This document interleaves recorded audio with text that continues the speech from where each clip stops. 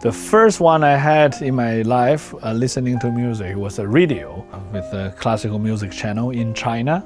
There's a cassette player. So then I remember I bought a like Chopin Waltz by Arthur Rubinstein. It was a cassette. The music I listened to very often was more either classical Western music or Chinese folk music. I grew up in a Chinese folk musician's family. But then, of course, later, film music, Michael Jackson. That was like my first Western pop experience with Michael Jackson. He was sort of the first one break to China from the pop world.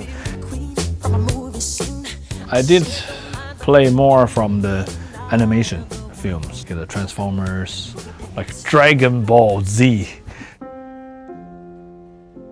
I watched that concert from television. I was like, why people are crying with this music? This is the old guy who was like crying the whole time. And this is the first time I feel the power, real emotional power of classical music.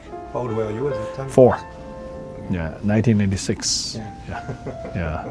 I see this old gentleman, playing, never move a thing. Yeah, and then people are so touched.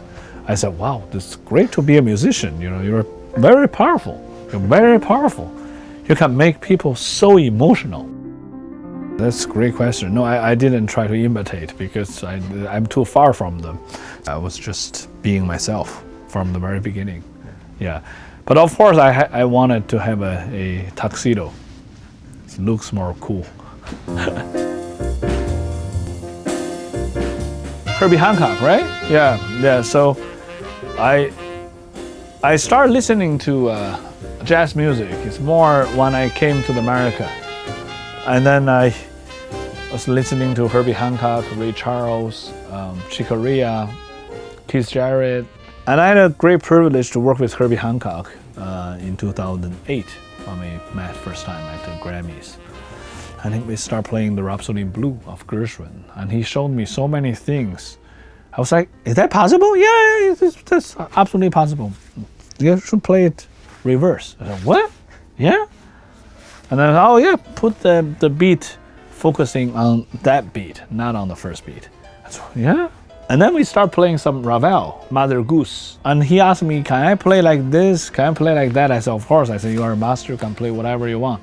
And he said, oh wow, I didn't know classical music can be this flexible as well. Before that, I'm very scared to do improvisation. I'm just really kind of scared. But after working with Herbie, I mean, I'm able to make something up.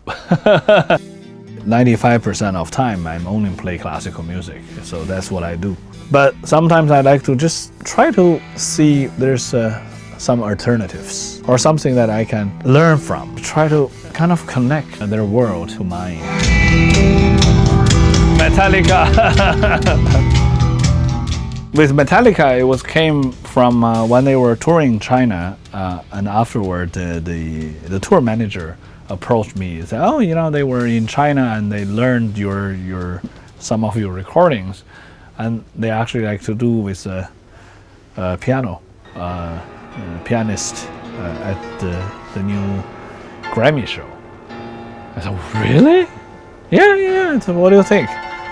I said, oh wow, they're great, but they're very loud. It was like, I said, they will cover me up. I mean, I will be like a little mouse, no sound. Said, no, you can also electrify your piano, same level as them. I said, oh really? Yeah.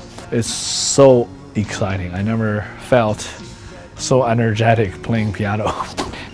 And I remember when they asked Kirk, the guitarist, and said, so what do you expect this concert? We are going to make it insanely great. I said, oh my gosh, this word was never heard in the classical music concert world.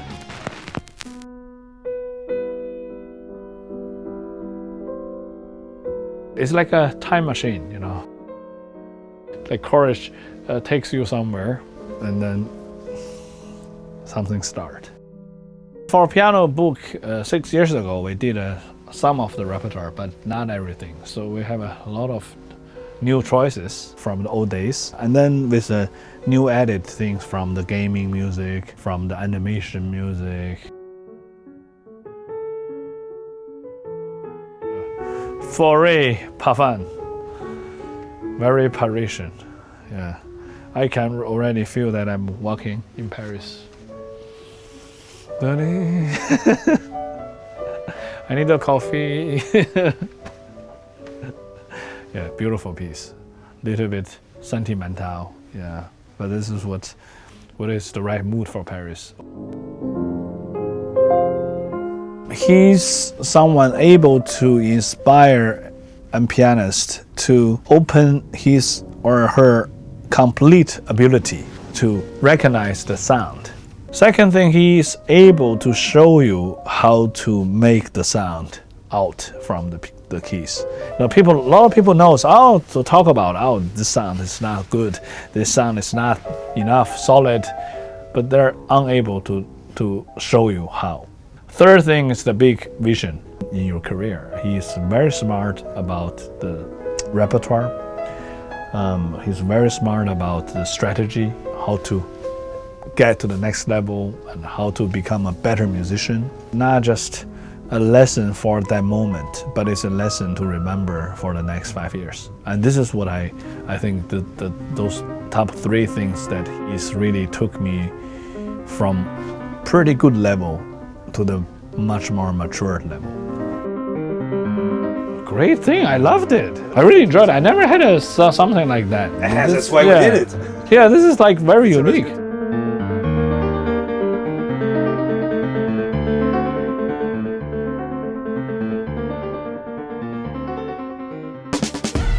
Fleck.